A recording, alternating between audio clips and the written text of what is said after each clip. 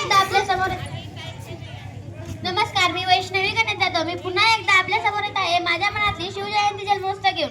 चला तर मग सुरुवात करूया. सह्याद्रीच्या छताडातून नाद भवानी गाजे, काळजात राती आमच्या रक्तात वाहती राजे. तुफान करतो तो वाघ वाघ मराठी माझा सन्मान राखतो, जाण रोखतो तुफान मातेचा राजा. वाघाची चाल गरुडाची नजर, स्त्रियांचा आदर शत्रूंचे मर्दन, असेच असावे मावळ्यांचे वर्तन. हीच तर छत्रपती शिवाजी महाराजांची शिकवण. ताजमहल प्रेमाची निशाणी आहे, तर शिवनेरी किल्ला एका सिंहाची कहाणी आहे, एका सिंहाची कहाणी आहे. 300 किलोमीटर लांबीची भिंत बांधण्यासाठी 150 वर्ष लागे, मात्र छत्रपती शिवाजी महाराजांनी अवघ्या 50 वर्षाच्या कालावधीची किल्ली बांधली. त्याची एकाधारित बाजू 4000 इतकी भरेल. चीनच्या भिंतीला आम्ही जगातील एक आश्चर्य मानतो, तर मग हे काय आहे? अरे नुसता अभिमानच नाही, तर गर्व आहे मला की मी मराठी असल्याचा. ब्रिटिश लोक ओम या शब्दावर संशोधन करतात की ओम बोलता शरीरावर ऊर्जा काही निर्माण होते, पण मला असे वाटते हो खरे संशोधन तर छत्रपती शिवाजी महाराज या नावावर करावे. कारेरी नाव घेतात, शरीरावर शहारे येतात, हृदयाचे ठोके वाढतात. कोणी विचारलं तो कॉलर टाईट करून सांगा मराठे. मराठी या शब्दाचा अर्थ मरेपर्यंत राज्याच्या सेवेसाठी ठेवला जाणारा जगदंब जगदंब जगदंब. सूर्यनारायण जर उगवले नसते तर आकाशाचा रंगच समजला नसता, तर छत्रपती शिवाजीराजे जन्मलाच आले नसते, तर खरा हिंदू धर्माचा अर्थच समजला नसता. अशा या राजाचा जय जयकार झालाच पाहिजे. पण मित्रांनो, तुम्हाला माहित आहे का 16व्या शतकातील सह्याद्रीच्या कुशीतून एक हिरा चमकला. भगवाट या चंदनाचा शिवनेरीवर प्रगतला. हाती घेऊन तलवार शत्रू वर्गातला महाराष्ट्राचा एक राजा उगला. त्यावेळी अनेक परकीय महाराष्ट्राच्या भूमीवर खुलून सत्ता अंमलात होत्या. मराठी माणसावर अन्याय अत्याचार केला जात होता. अशा परिस्थितीत महाराष्ट्राच्या भूमीला हवा होते एक झंकार, डगमगता पेटवा अंगार. अखेर ती वेळ आली आणि सह्याद्रीची सिंहगर्जना झाली. मानाचा मुद्रा करते त्या राजाला, ज्यांनी मराठी मातीत भगवा झेंडा रोवला. शुभाचा जन्म झाला आणि गेल्या कित्येक वर्षापासून अंधारात सासणाऱ्या महाराष्ट्राच्या माथ्यावरून प्रकाशाची किरणेच पसरू लागली होती. महाराजांनी वयाच्या 16व्या वर्षी स्वराज्याची सूत्रे हाती घेतली आणि स्वराज्याची घोडदौड सुरू झाली.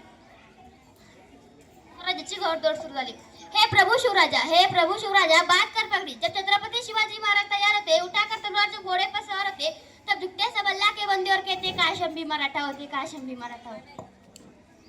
न चिंता न भीती ज्यांच्या मनात राजा छत्रपती. भगव्या रक्ताची धमक कशी अभिमानाची आग आहे, घाबरतोच कुणाला वेड्या, तू तर शुभाचा वाघ आहे. छत्रपती शिवाजी महाराज म्हणजे कोण? 36 बळ असणारे, त्रस्त मुघलांना करणारे, परत न फिरणारे, तिन्ही जगात जाणारे, शिस्त प्रिय वाणिज्य त्याची जिजाऊचे पुत्र, महाराष्ट्राची शान हार न मानणारे, राजाचे हित चित्तज्ञ जनतेचा राजा म्हणजे राजा छत्रपती. पेटव त्या रांगगण्यात देह जिजविला मातीसाठी, मरण्याच्या दारातही लढलो आम्ही प्रत्येक जातीसाठी. शिवशंभूच्या मरून या स्वराज्य राखण्याची साथ आहे. म्हणून तर लाखो करोडो मराठे महाराजांवर हसत कुर्बान आहेत. संकटावर अशा प्रकारे तुटू पडायचं की जिंकलो तरी त्याच घडला पाहिजे आणि हरलो तरीही त्याच घडला पाहिजे. पण मित्रांनो, तुम्हाला माहित आहे का महाराष्ट्रात असा एक मावळा पण होऊन गेला, ज्याने आपलं मरण निवडलं फक्त आणि फक्त आपल्या राजाचा स्वाद जिवंत राहण्यासाठी. ते म्हणजे वीरप्रभू देशपांडे. जेव्हा खिंडीत नरकाचा खेळ सुरू झाला होता, तेव्हा वीरप्रभू देशपांडे हे काय थांबायचं नावच घेत नव्हते. त्यांचं शरीर पूर्ण जखमी झालं होतं आणि त्यांचं लक्ष होतं फक्त आणि फक्त विशाळगडावर येणाऱ्या तोफेच्या आवाजाकडे. तेवढ्या दुरून तोफेचा आवाज ऐकू आला. वीरप्रभू देशपांडेंच्या चेहऱ्यावर थोडे हसू आले आणि ते म्हणाले, आता मी जाऊ शकतो, माझे राजा सुरक्षित आहेत. त्याच पवित्र मूर्तीत आपले प्राण अर्पण केले आणि त्या घोडखिंडीला पावनखिंड नाव देण्यात आले. महाराष्ट्र माझा होता अंधारात, गुलामरूपी औरंगजेब रूपी अजगराच्या अंगणात, पण अडकली होती भवानी माता माझी गुलामरूपी साखरडंड्याच्या पेटात. तेव्हा घेतलाय का प्रकाशाने जन्म, शिवनेरीही झाला धन्य.